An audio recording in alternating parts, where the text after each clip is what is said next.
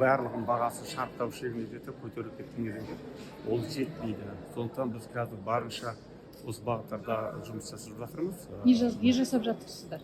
Осы бұл мәселені бізде өзі комитеттерде болған кезеңде үнемі әсіресе бюджет саласы, оның ішінде жаңағы мынау менің қазір дәл есімдегі жаңағы әлеуметтік педагогтар басқалардың жалақыларын көтеру туралы мәселе. Жоқ, 85 мың теңге ең төменгі жалақы көлемін көтеру туралы үкіметке неге сіздер нақты ұсыныс жасамайсыздар? Жасалынған ұсыныс, ол туралы жасалынған комитеттерде ол көтеріліп айтылады, ол ешқандай қараусыз қалмайды. Жалпы сіздіңше қанша болу керек ең төменгі жалақы? Сіздіңше мен былай айтайын.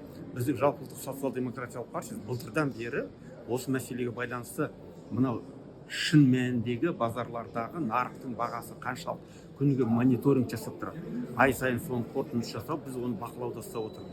Сондықтан егер де шындап келетін болсақ, ол бағалардың шарықтау шегі соншалықты жеткендігі қазір 200 мыңнан астам 250 мыңдай болып тұр. Қанша болу керек ең төменгі жалақы көлемі? Ең төменгі жалақы менің өзім шын мәніндегі жаңағы базардағы жағдаймен салыстырма түрде алсақ 250 мыңнан төмен болмайды.